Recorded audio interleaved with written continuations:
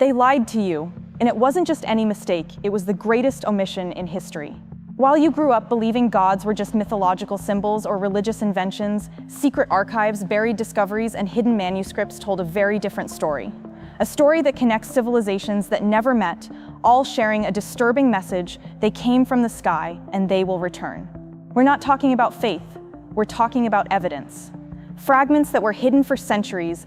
You know that uneasy feeling when you look up at the sky and sense something watching, waiting? It's not just your imagination, it's ancestral memory. The echo of something the ancients knew. And we, out of fear or convenience, chose to forget. The truth is, these gods were never just spiritual figures. They were visitors, and they left clues. In stones, in temples, in our genetic code, and above all, in manuscripts. The problem? Those clues were never meant to be found. But they were. And now the elite is racing against time to control the narrative. Because if the truth comes out, if the public finds out what these texts really say, everything changes: your faith, your science, your identity. And it all begins with a question few dare to ask. What if everything we've believed is about to be turned upside down? Imagine stumbling upon a manuscript buried beneath the ruins of a lost civilization. Its words defying everything we thought we knew about human origin. Not fiction, fact. Dozens of ancient texts written in languages nearly lost to time describe encounters with celestial beings descending from the skies in blazing chariots. The twist: these weren't metaphors. What if these so-called gods were real, and not from this world? The mystery deepens when you realize that these stories appear across cultures that never interacted.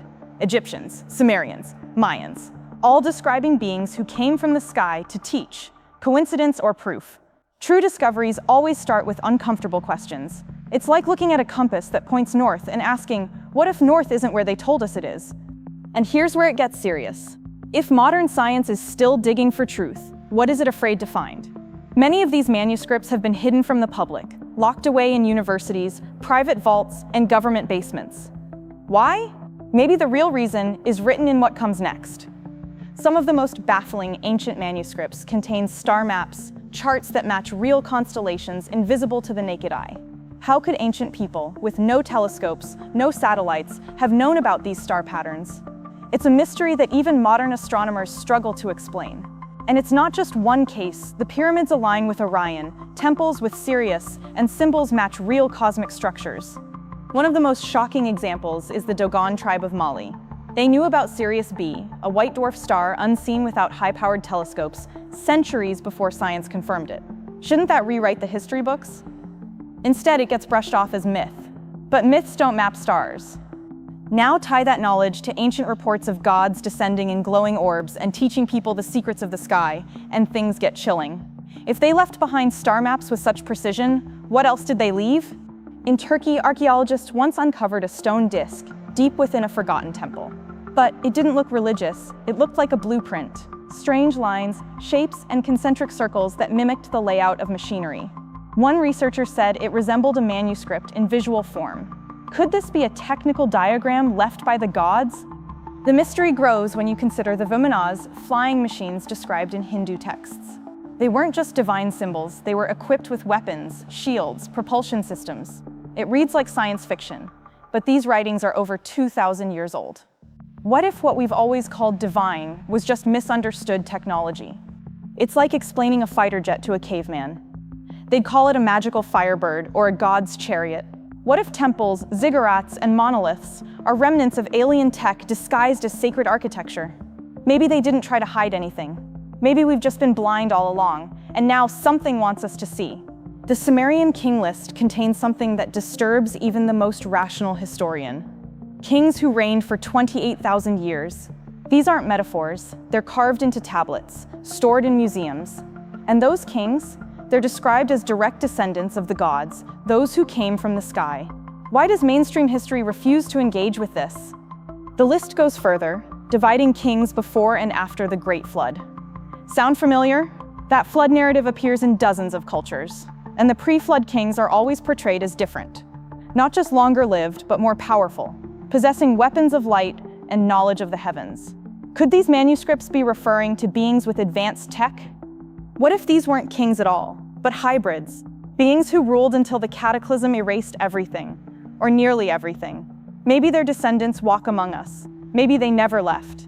And what comes next may be written in their return. Buried deep beneath the Gobi Desert, obscure texts speak of entities that manipulated time, not in metaphor, but literally.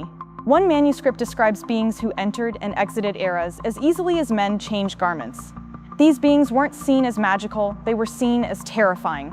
The idea that time could be bent, entered, or controlled was never just fantasy in ancient cultures.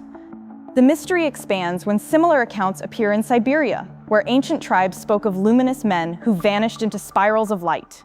Many researchers believe such stories may refer to time portals, and that certain locations on Earth act as temporal gateways. Sites with strange magnetic fields, places where compasses spin and people report lost time. If that still feels far-fetched, consider this.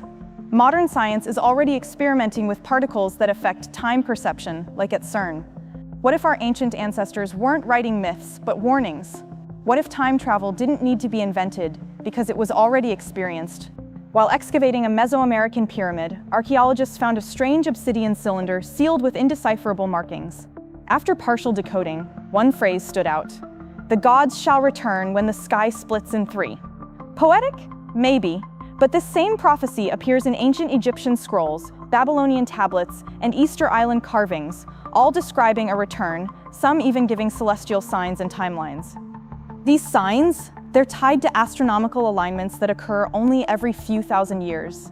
And guess what? We're entering one of those cycles now. Coincidence or warning? The mystery isn't just in the words, it's in the repetition. The ancients claimed the Sky Masters would leave, but they'd return. And always after a great test. A test by whom? For what?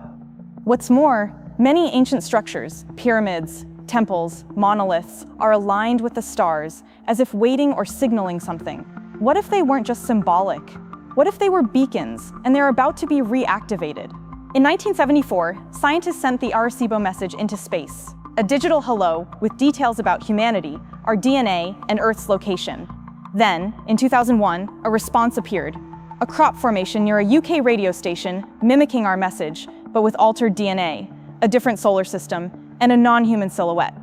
Beneath it, a symbol identical to one found in a Sumerian manuscript referencing the silver god of the sky. That alone should have made headlines for decades. But the mystery deepened. Experts analyzed the crop pattern and confirmed it wasn't made by hand. The stalks were bent with precise heat, and it appeared next to an active radar dish, almost as if the message had been intercepted and answered, locally. So what does that mean? Did they hear us? Or were they already here? Maybe the response wasn't a first contact. Maybe it was a reply to something far older.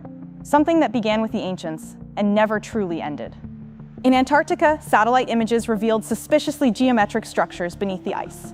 When a covert team explored them, reports surfaced of underground walls covered in unknown symbols. One manuscript found near the site spoke of the first gods sealed beneath the Earth's skin, but the way they were sealed, it referenced containment fields, not mythology. This mystery led to a chilling theory.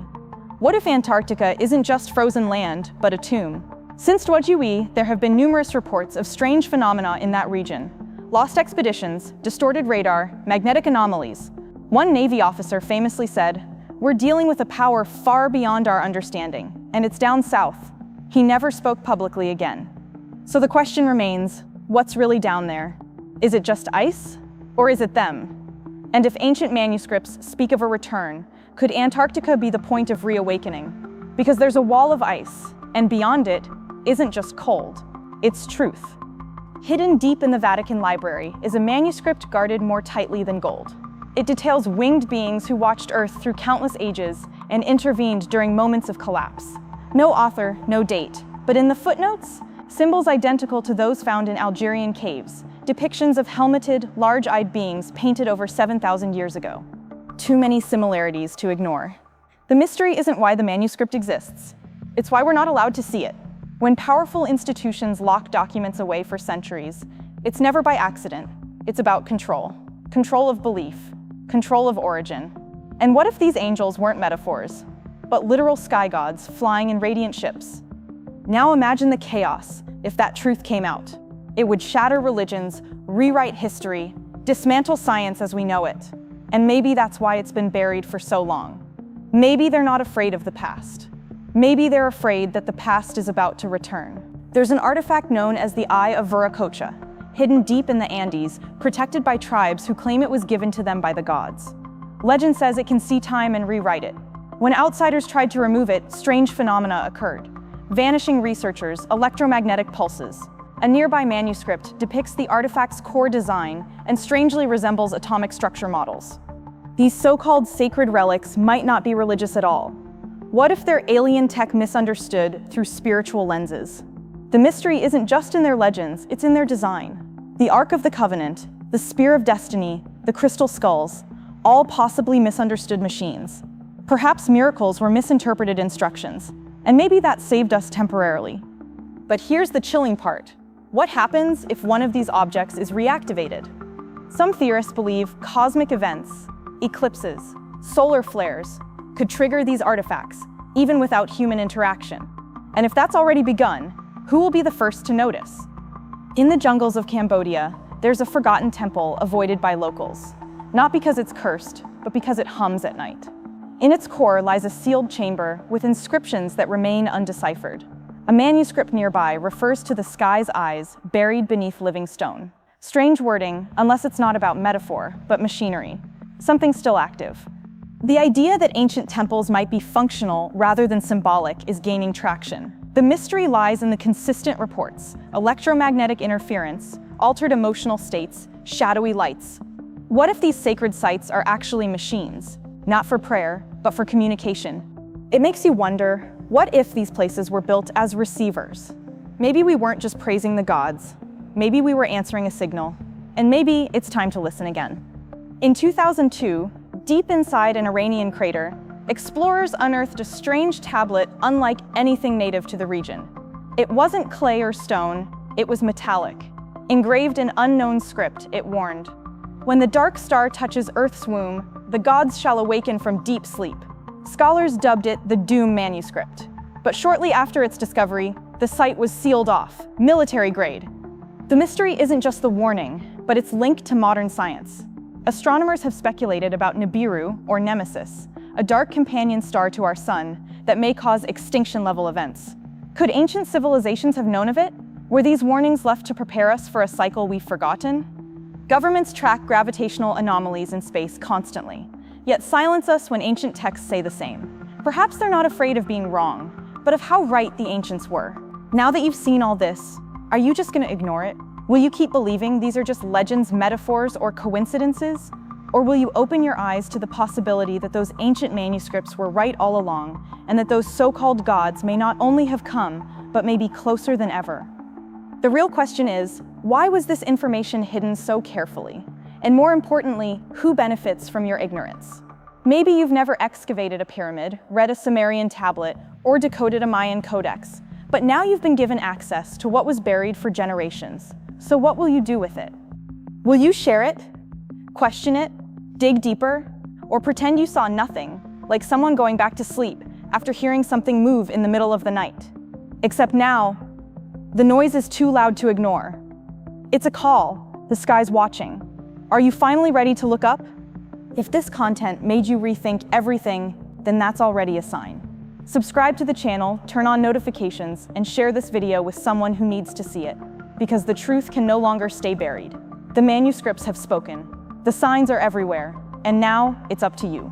Ancient texts from Etruscan priests mention a divine language that made the heavens shake. These weren't poetic chants, they were frequencies. Similar phonetic patterns are found in Vedic hymns, Mayan rituals, and Sumerian chants. Some manuscripts suggest that sounds had power not over minds, but over matter. We see this today in cymatics, the study of how sound vibrates patterns into sand and water. The mystery is whether these sacred sounds were in fact commands, not for people, but for technology. A few researchers claim certain chants still activate unexplained phenomena in ancient sites: lights, movements, reactions. What if those priests weren't praying? They were programming. And if these words were actually codes embedded in dead languages? What happens when one is accidentally spoken again? Maybe one of them already has been, and maybe something is already In Japanese folklore, the Tengu were mysterious sky beings descending on fiery discs, considered myth, until a manuscript surfaced describing a literal crash of a metal egg from heaven, retrieved by monks and stored deep inside a mountain shrine. Inside, a glowing sphere that whispered in tongues unknown. Sound familiar? Now link that to a 17th century German priest's account of a similar object, a silver capsule etched with alien symbols that emitted light without flame. Cultures worlds apart, centuries apart. Same story.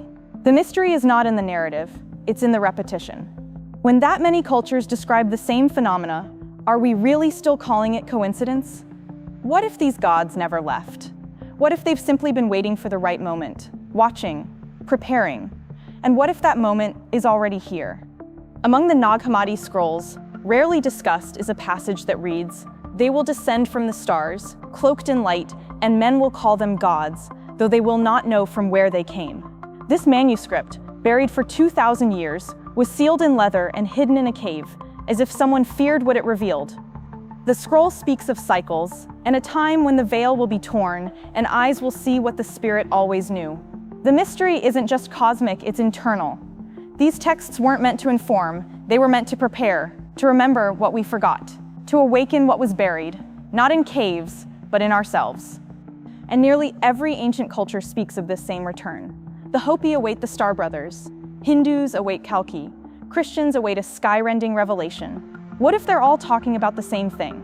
What if history isn't repeating because it never stopped? Now that you've seen all this, are you just going to ignore it? Will you keep believing these are just legends, metaphors, or coincidences? Or will you open your eyes to the possibility that those ancient manuscripts were right all along, and that those so-called gods may not only have come, but may be closer than ever? The real question is, why was this information hidden so carefully? And more importantly, who benefits from your ignorance? Maybe you've never excavated a pyramid, read a Sumerian tablet, or decoded a Mayan codex, but now you've been given access to what was buried for generations. So what will you do with it? Will you share it, question it, dig deeper, or pretend you saw nothing, like someone going back to sleep after hearing something move in the middle of the night? Except now, the noise is too loud to ignore. It's a call. The sky's watching. Are you finally ready to look up? If this content made you rethink everything, then that's already a sign. Subscribe to the channel, turn on notifications, and share this video with someone who needs to see it. Because the truth can no longer stay buried. The manuscripts have spoken, the signs are everywhere, and now it's up to you.